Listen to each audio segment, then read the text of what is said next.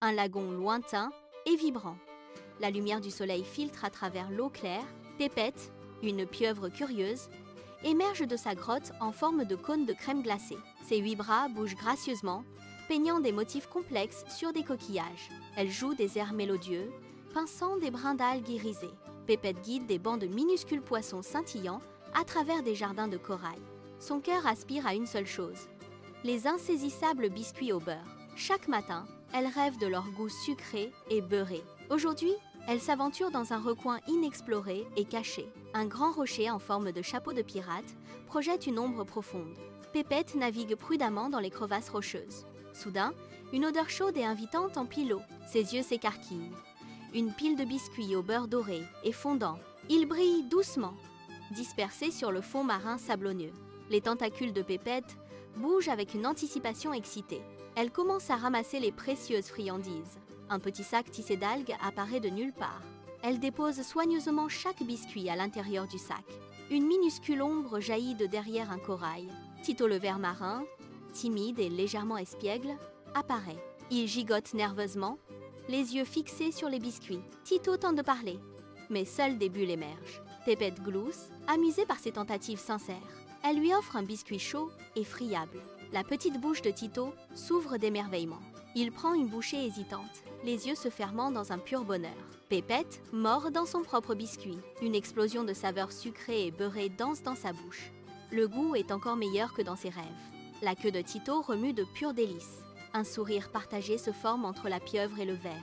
Le premier biscuit scelle une amitié instantanée et tacite. Ils sont assis ensemble, entourés par les biscuits restants. Les doux courants du lagon ondulent autour d'eux. Un nouveau lien se forme sous le rocher du chapeau de pirate. Pépette offre un autre biscuit à Tito. Il accepte avec empressement, sa timidité s'évanouissant.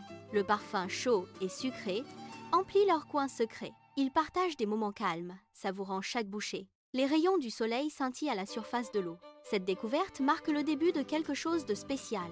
Pépette regarde Tito. Un nouvel ami trouvé.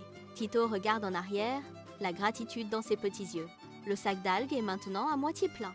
Ils finissent le dernier biscuit, des miettes flottant doucement. Un sentiment de contentement les envahit. Le coin caché ressemble à la maison. Pépette tapote doucement la tête de Tito avec un tentacule. Leur aventure ne fait que commencer. À partir de ce jour, Pépette et Tito devinrent inséparables. Chaque matin, ils embarquaient pour une nouvelle quête.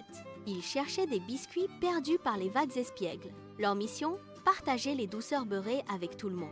L'intégralité du récif attendait avec impatience leur arrivée quotidienne. Ils ont inventé des rituels amusants pour rassembler leurs amis. La danse des tentacules impliquait 8 bras tournoyant rythmiquement. La musique des coquillages accompagnait leurs mouvements joyeux. Le clin d'œil bulle faisait de chaque bulle un petit sourire. Les différents types de biscuits au beurre avaient leurs propres petites histoires. Pépette racontait des histoires, Tito apportait des biscuits, tout le monde riait, les rires semblaient faire applaudir leur bonheur par les vagues. Pépette et Tito, désormais inséparables, commencèrent leur quête quotidienne de biscuits. Ils ont exploré ensemble chaque crevasse de corail et chaque dune sablonneuse. Chaque matin, le lagon attendait leur retour. Les tentacules de Pépette naviguaient gracieusement dans les courants. Tito, une ombre minuscule et vive, s'élança à ses côtés. Il cherchait des biscuits au beurre, ramenés à la rive par les vagues espiègles. Leur joie partagée était palpable.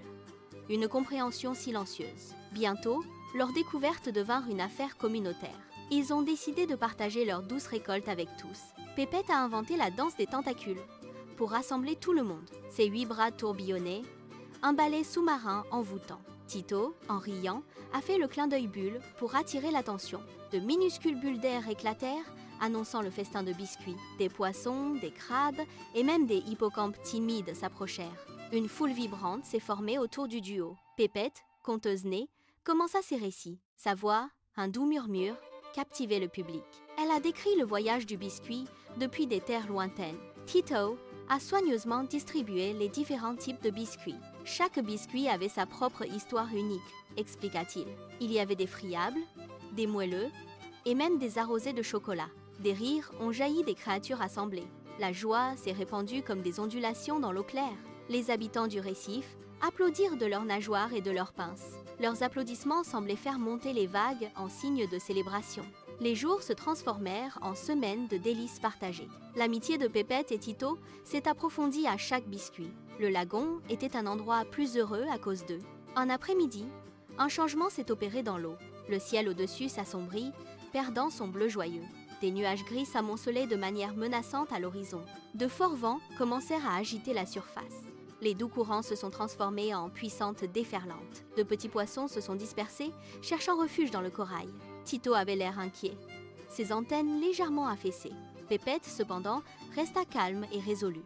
Ses yeux, habituellement espiègles, affichaient maintenant de la détermination. Elle tendit un tentacule réconfortant vers Tito. Le grondement de la tempête s'intensifiait.